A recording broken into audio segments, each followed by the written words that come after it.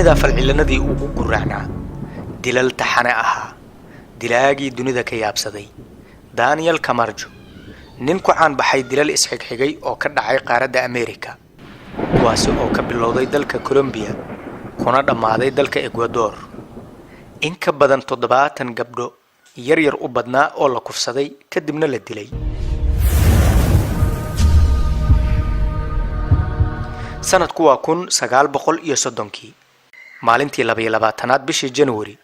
wiil ayaa u dhashay qoyskii Camargo Breseno iyo xaaskiisii Teresa Barbosa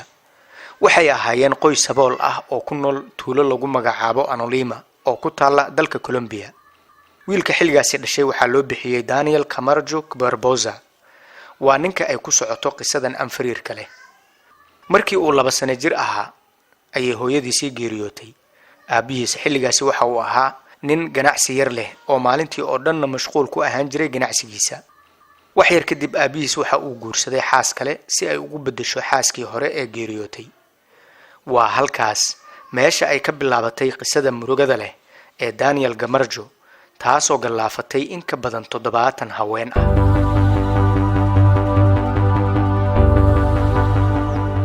Breseno oo Daniel aabihiis ah waxa uu aad mashquul ugu ahaa ganacsigiisa shaqadiisa waxa uu u hayay xiiso ka badan intii uu u hayn lahaa wiilkiisii rajada ah iyo qoyskiisa cusub intaasi oo kaliya ma ahayn waxa u dheerayd in uu khamriga aad u cabi jiray qamaarkana uu ciyaari jiray Daniel waxa uu sidaasi ku waayay cid daryeesha oo haba yaraatay kuriimadiisii waxdan ah kale islaantii uu Daniel aabihiis guursaday waxa ay ula dhaqantay sidii caadada ahayd ee lagu yaqaanay aaya aabo oo ay ula dhaqanto caruurta ilmaheeda ku aabaha ah isaga oo ka hadlayay sida ay ula dhaqmi jirtay waxa uu Daniel yiri labada gabdhood ay ila dhashay marka aan iskuulka aadayno waxa la siin jiray quraac fiican boorsada waxa loogu sii ridi jiray lacag oo waxa ay rabaan ay hadhow ku sii gataan anigana xabad rooti ah iyo koob shaax ah oo madow ayaa 24 saac mar la isiin jiray aabihiis uma dacwoon karin sida ay wax u jiraanna kama dhaadhicin karin sababtoo ah dhowr jeer odayga oo magaalada ka yimid oo uu cawday isla isaga ayaa lagu qarbaxay oo lagu carab burburay sidoo kale islaanta uu qabo waxa ay u sheegto oo kaliya ayaa odayga ansax u ahaa dilka iyo canaanta xad dhaafka ahi joogta ayay u ahayd cid uu naxariis ka helo waxa ugu dambeysay markii ay hooyadiis geeriyootay isaga oo 2 sano jir ahaa Daniel isaga oo ka hadlaya taariikhdiisa waxa uu yiri anigu ma haysan dhar aan ku aado iskuulka waxa ay xaaska aabahay ii xiri jirtay dharka ay gabdhuhu xirtaan markaas mararka qaar oo aan iskuulka tago ay caruurta iskuulka iigu yeeri jireen lagaroone iyo kaas waa gabar waxa uu noqday arday ka takooran ardayda kale maadaama uusan ku dhar ahayn wiilasha ma soo dhexgeli karin maxaa yeelay isku dhar ma ahayn sidoo kale macallimiinta mararka qaar kood waxa ay ku dari jireen qaybta gabdhaha dulmi iyo taxadar la'aan mid ay ula jeedeenba muddo kadib Daniel waa uu weynaaday wuxuu go'aansaday in uu waxbarashada ka haro taas bedelkeedna in uu iskiisii u shaqaysto laakiin halkaas waxa uga abuurantay dumarka in uu cadow ka dhigtay wuxuu bilaabay oo uu qorshaystay in uu dumarka dilo gabar walba oo uu arko in uu kharijiyo dabci ahaan waxa uu noqday qof been xirfad u leh wax isdaba marin badan xatooyada aan ka xishoon isla markaana aan wax arxan ahi ku jirin laakiin isqariya oo aan gafafkiisa banaanka la soo istaagin mar wax laga weydiiyay waxa uu yiri waxa aan cuqdad ka qaaday haweenka oo dhan waxaan go'aan ku gaaray dhammaan haweenka dunida jooga in aan mid u dilo Daniel waxa uu deegaankiisa ka bilaabay in uu si qarsoodi ah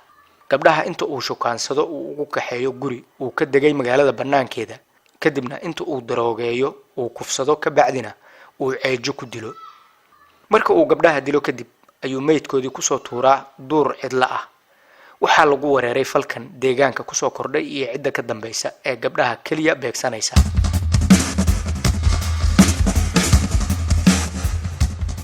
March 1974 Camargo oo socda oo hormaraya iskuulka Broncuella waxa uu arkay gabar 9 sano jir ahayd gabadhaas yari waxa ay ahayd mid qurux badan soo jiidasho leh inta uu afduubtay ayuu la aaday guri kaynta dhexdeedii ugu yaalay kadibna inta uu kufsaday ayuu ceejo ku dilay meydkeeda ayuu ku qariyay meel ay u yaaleen dhalooyinka tviyada oo ciladoobay kadibna waxa uu iska soo aaday magaalada wuxuu ugu talagalay maqribkii in uu guriga ku soo noqdo si uu meydkeedii u soo bixiyo oo uu kadibna duurka ugu soo tuuro booliska ayaa isaga daba socday oo markii horeba ka shakisnaa sidaasna waxaa la helay qofkii falkan ka dambeeyay in uu Daniel ahaa maxkamad ayaa la soo istaagay oo ku xukuntay xabsi muddo 3 sano ah maxaabiistii xabsiga ku jiray iyo ilaaladii xabsiga ayaa iyagana si fool xumo leh ula dhaqmay markii la soo daayay waxa uu sii kordhiyay falalkii guracnaa ee uu ku hayay gabdhaha Daniel oo ka hadlaya sida uu gabdhaha yaryar ku soo xirigelin jiray waxa uu yiri anigu ma ihi nin aad u qurxoon mana ihi jilaa ama fanaan ama ciyaartooy caan ah intaba sababtoo ah dumarku waxa ay xiiseeyaan dadka xirfadahaas leh laakiin taas bedelkeed waxaan isaga dhigi jiray nin baadiri ah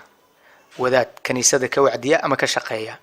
sidaas darteed way rumaysan jireen hadaladiisii waxaa ka mid ahaa weligay gabar aan la hadlay ima diidin wado aan marmarayna dib uguma laaban taasoo cadaynaysa in uu ahaa nin inta badan sirtiisa ilaaliya Daniel isaga oo ka sii sheekaynaya qaabka uu gabdhaha u ugaarsan jiray waxa uu yiri waxa aan tegi jiray goobaha dadku ay isugu yimaadaan sida baararka lagu caweeyo meelaha laga dukaamaysto iyo jardimada lagu nasto kadib ayaan gabdhaha isha la raaci jiray midii aan ku qanco ayaan hadal ku bilaabi jiray kadibna inta aan sheeko jacayl uga sheekeeyo oo aan ku abuuro ayaan u soo kaxayn jiray guri ii gaar ah oo ku yaalay magaalada banaankeeda meel aad u geeda badan dhexdooda sheekadana iyo soo jiidashada maalmaha qaadata hadii ay rabto xitaa laakiin waxa aan isku dayi jiray in aan gabadhaasi soo xarigeliyo oo aan marka dambena ujeedkayga ka fuliyo oo ah in aan iyada qaarijiyo marka aan guriga geeyo waxa aan bilaabi jiray in aan shido layr midabkiisu uu guduud yahay suuliga ayaan geli jiray waxaan la soo bixi jiray xarig iyo bir aan madaxa uga dhufto intaas kadib ayaan kufsiga kula dhaqaaqi jiray kadibna xariga ayaan ku ceejin jiray sidaasna naftu ay uga bixi jirtay waxa la yaab leh in uu Daniel yiri marka ay sakaraadka tahay oo ay naftu dhibayso ayaan dareemaa raaxo markaas ayaan mayr ugu dambeeyaa waxaan soo naaxaa muddo kadib ayada oo dhimatay intaas kadib ayaan ilkaha ka bixiyaa gabadha dhimatay si aan loo aqoonsan kadibna meydkeeda ayaan hawdka ku tuuri jiray Daniel mar kale ayaa loo qabtay dilka gabdho deegaanka lagu qaarijiyay maxkamaddu markan waxa ay ku xukuntay 30 sano oo xabsi ah waliba in lagu xiro xabsi go'doon ah oo ku yaala jasiiradda Gorgona waa jasiirad ku taala meel 35 kiiloomitir u jirta xeebta Pacifica ee qaybta Colombia 10 sano markii uu xabsigaasi ku qaatay ayuu maalin si kadis ah ku helay dooni ay askartu isticmaalaysay oo meel dayacan taala sidaas ayuu doonidii ugu booday oo uu u soo kaxeeyay ilaa uu xeebta ku soo gaaray ilaaladii xabsigu waxa ay xogtii ku gudbiyeen in Daniel uu baxsad yahay laakiin waqti yar kadib saraakiishu waxa ay u qaateen in uu maxbuuskaasi badda ku dhintay maxaa yeelay mawjadaha badda ayaa xilligaasi aad u kacsanaa xitaa kuwa badmaaxayaasha ah oo badda si fiican u yaqaanay ayay ku adkayd in ay dooni noocaas ahi ku safraan iska badda qof aan badda wax waaya aragnimo ah u lahayn warbaahintu xitaa waxa ay ka faalootay qaabka uu Kamarjo badda ugu qaraqmay kadibna uu libax badeedku u cunay qof kasta waxa uu sidaasi ku aaminay in Kamarjo ay noloshiisa halkaas ku soo gabagabowday maadaama dawladda laga soo xigtay warbaahintuna ayba falanqaynayso sidii libax badeedku uu badda ugu dhex jajabsaday Kamarjo laakiin xaqiiqdu waxa ay tahay Kamarjo 10kii sano ee uu xabsiga ku jiray waxa uu helay oo uu haystay isla markaana akhrisanayay buug ka hadlaya badda iyo sida uu qofka naftiisa u badbaadin karo marka uu badda ku jiro isla markii uu doonida ka degayba waxa uu afka aadiyay dhanka koonfureed xadka ay Colombia la wadaagto Ecuador Kamarjo waxa uu ahaa maxbuuskii ugu horeeyay abid ee ka baxsada waxa loogu magac daray the Colombian version of Alcatraz waa xabsiga adag sida weyn loo ilaaliyo ee badda ku dhex yaala Kamarjo markii uu xadka Ecuador u gudbay waxa uu beegsaday magaalada caasimadda ah ee Quito habeenadii 5 iyo 6 ee bisha December 1984 ayuu joogay halkaas kadib qabowga magaalada ka jiray ayuu u adkaysan waayay wuxuuna beegsaday deegaanada dhanka xeebta ku yaala oo xilligaasi cimilo ahaan diiranaa maalmo markii uu halkaasi joogay 18 December waxa uu si kadis ahi ku arkay gabar yar oo 9 sano jir ahayd sidii caadadu u ahayd gabadhii ayuu afduubay kadibna dilay si tirada gabdhaha ee uu dilay uu uga dhigo 50 horey waxa uu usoo dilay 54 gabdhood.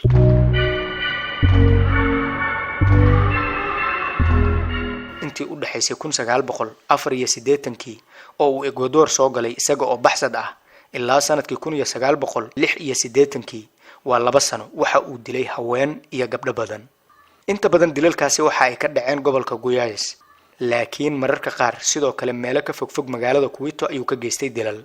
Camacho intii uu Ecuador joogay waxa uu maalintii ka shaqaysan jiray wadooyinka magaalada isaga oo wareejin jiray dharka la soo isticmaalay oo kiyaalayaasha iyo saacadaha. intii uu shaqadaasi ku jiro waxa uu horay u sii ugaarsan jiray oo uu isha la raaci jiray gabadha uu caawo dili doono. 26 February 1986 waa la qabtay Camacho kadibna waa la xiray kadib markii qol uu ka deganaa deegaanka laga helay dhar gabdheed dhiig leh, waliba waxa uu ahaa dharkii ay xirnayd gabar markaasi deegaanka laga weysanaa oo la raadinayay. maxkamadda ayaa la horgeeyay baaritaanadii la sameeyay kadib. maxkamadda waxa uu cadaatay in Camacho uu yahay dilaaga ka dambeeya 72 haween oo lagu kala dilay wadamada Colombia iyo Ecuador. sidaas darteed waxa lagu xukumay xabsi 60 sano ah. Camacho oo xabsiga waqtigiisii ku qaadanaya ayaa 13 November 1994 xilli maxaabiista loo soo saaray barxadda xabsiga. Daniel oo kursi ku fadhiya waxa si kadis ah maxaabiistii uga soo dhex baxay Giovanni Arcesio Niuera Jaramillo oo ahaa 29 jir. wuxuu ku dhawaaqayay waxa la soo gaaray xilligii argoosiga. kadibna wuxuu ku soo booday oo ceejina ku dhigay Daniel, maxaabiistii kale iyo askartii ilaalada xabsiga oo mar dambe ku soo oroday si fudud oo ay uga fujin waayeen ilaa uu nafta dhaafiyay. kadibna waxa uu qaniyo uga jaray dhegta midig. dhegtii uu jaray oo uu sare u haatinayo sidii koob kubadda cagta oo kale ayuu askartii ku yiri, kani waa ninkii dilay eedaday oo aan waxba ka galabsan. tanna waa waxa ugu yar ee uu uga mudnaa ee aan ugu abaalgudi karay. Daniel Camacho oo 64 jir ahaa ayaa meydkiisii lagu aasay banaanka magaalada Quito ee dalka Ecuador.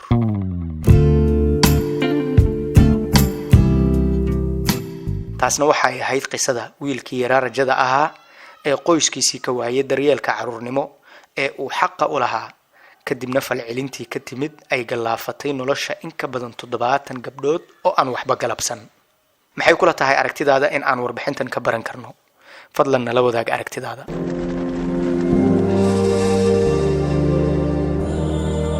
mahadsanid. tan iyo warbixinta soo socota oo aanu insha Allah soo diyaarin doono. sidaas iyo nabadgelyo. amaana Allah.